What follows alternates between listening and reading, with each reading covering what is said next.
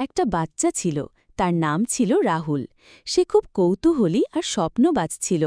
তার মা প্রতিদিন রাতে তাকে একটা করে গল্প শোনাত। গল্পগুলো ছিল রাজপুত্র আর ড্রাগনের, জাদুকর আর সাহসী নায়কের, জাদুর বন আর রহস্যময় সমুদ্রের। এই গল্পগুলো শুনতে শুনতে রাহুলের ছোট্ট মনটা কল্পনার রাজ্যে হারিয়ে যেত। সে নিজেকে সেই সাহসী নায়ক হিসেবে কল্পনা করত, যে একাই ১০০ ড্রাগনের সাথে লড়ে যাচ্ছে, কিংবা সেই জাদুকর যে এক মন্ত্রেই পুরো রাজ্যের দুঃখ দূর করে দিচ্ছে।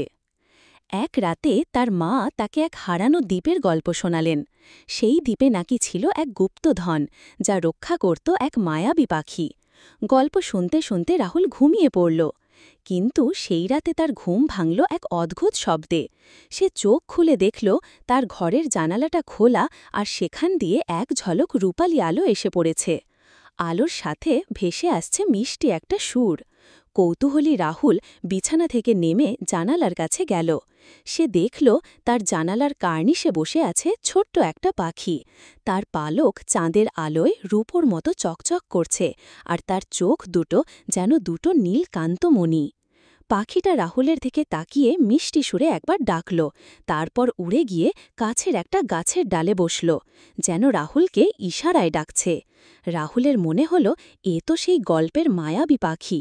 তার সব ভয় উবে গেল, মনটা ভরে উঠল উত্তেজনায়। সে আস্তে করে দরজা খুলে বাইরে বেরিয়ে এলো। পাখিটা উড়ে উড়ে তাকে পথ দেখিয়ে নিয়ে চলল। তারা শহর ছাড়িয়ে মাঠ পেরিয়ে এক অজানা জঙ্গলের দিকে এগিয়ে গেল। জঙ্গলের গাছগুলো ছিল অদ্ভুত, তাদের পাতা থেকে মৃদু আলো বেরোচ্ছিল। রাহুলের মনে হল সে যেন তার মায়ের শোনানো কোনো গল্পের ভেতরেই ঢুকে পড়েছে। অবশেষে পাখিটা একটা বিশাল বটগাছের নিচে এসে থামল। গাছটার গোড়ায় একটা ছোট সুড়ঙ্গ দেখা যাচ্ছিল। রাহুল উকি দিয়ে দেখল ভেতরটা অন্ধকার।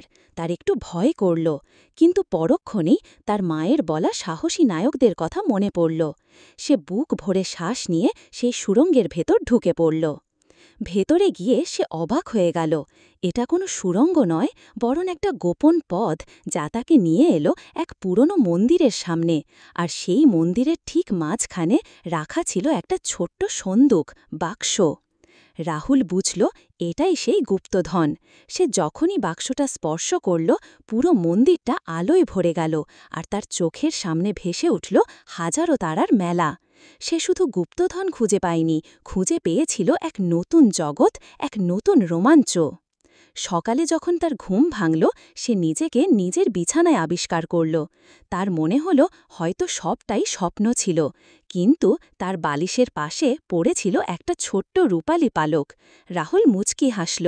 সে এখন জানে স্বপ্ন আর বাস্তবতার মাঝে শুধু এক পা ফেরার দূরত্ব, আর তার অভিযান তো সবে শুরু।